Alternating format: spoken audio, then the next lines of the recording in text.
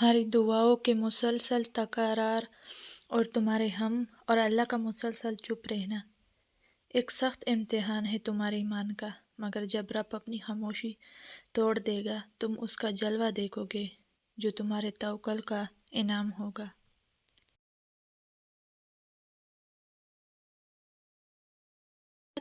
حالت کیسی بھی جاری ہے، زندگی کیسی بھی گزر رہی ہے، وقت کیسی بھی چل رہا ہے، جب سب کچھ چل رہا ہے، کچھ بھی رکا نہیں ہے تو امید باندھے رکھیے نا۔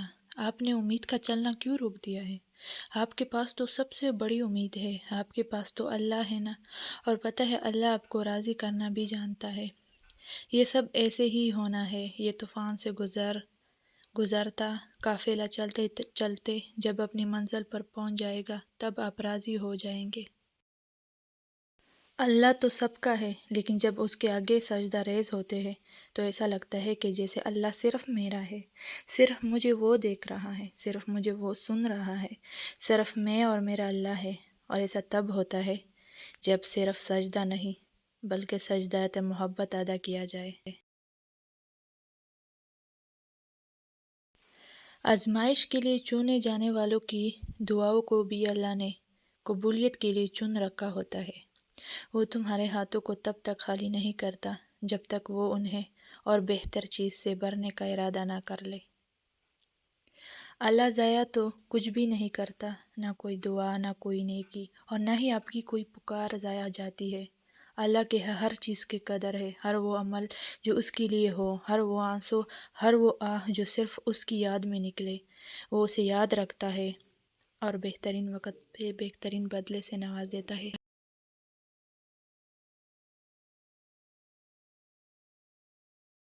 اللہ کافی ہے دوست کے طور پر بھی، اور اللہ ہی کافی ہے مددگار کے طور پر بھی۔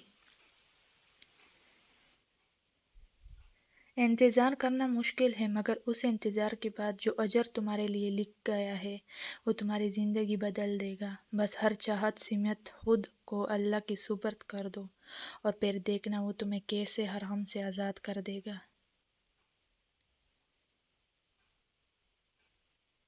سب کو چھوڑ دینا لیکن اللہ کو نہ چھوڑنا، کیونکہ ایک وقت وہ بھی آئے گا جب سب چھوڑ دیں گے تمہیں، تب اللہ ہی یاد آئے گا۔ جس نے بن مانگے اتنا کچھ دیا، وہ مانگنے پر کیوں مایوس کرے گا؟ تم بس اللہ پر یقین رکھو، وہ ہر چیز پر قادر ہے۔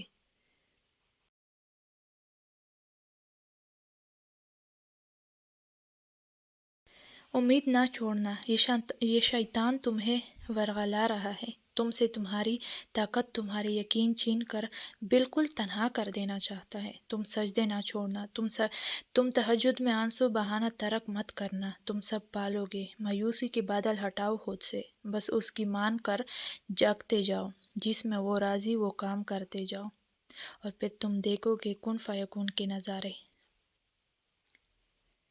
جب اللہ انسان کی پسندیدہ چیز سے اسے محروم کرتا ہے تو اس کی درد کو بھی سمجھاتا ہے۔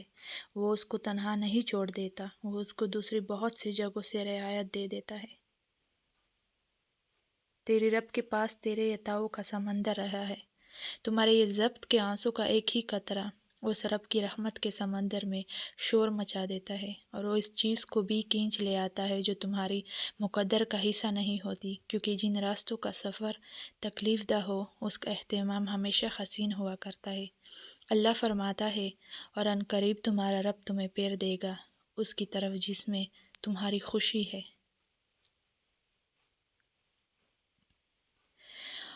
اور وہ مقصد تم کبھی نہیں جان سکتے، بس تمہیں اتنا یقین رکھنا ہے کہ وہ مقصد مقاصد خدا ہے، اور جو وہ جانتا ہے اور تم کبھی نہیں جان سکتے۔ بس مطمئن رہو کہ جس کے ہاتھ میں تمہارا نصیب ہے وہ معجزوں کا بادشاہ ہے، اور اس سے بہترین کوئی مصنف نہیں۔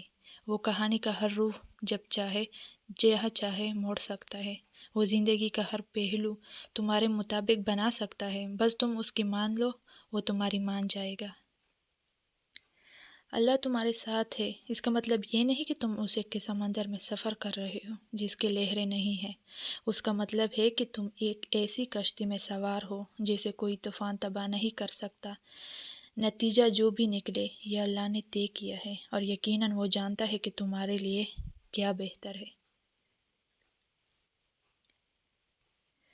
اللہ تعالیٰ ہمیشہ ان آنکھوں کا سوال کرے جو لوگوں میں خیر دیکھنے کے عادی ہو، وہ دل مانگے جو ہر کسی کے لیے برے کو درگزار کر دینے والا ہو، ایسے ذہن کے التجا رکھے جو بری یاداشتوں کو بلا بیٹھنے کا یاد رکھتا ہو، اور اس دل کے تمنا میں گڑ گڑائے جو کبھی ایمان کے حلاوت سے جن لوگوں نے آپ کو تکلیف دی انہیں معاف نہ کر سکے تو بھول جائے، اپنے معاملات اللہ پر چھوڑ دے، مسکرانے اور خوش رہنے کی کوشش کیا کرے، اور یقین رکھا کرے کہ جو زمین سے نہیں ہوتا وہ آسمان سے ہوتا ہے، ضرور ہوتا ہے۔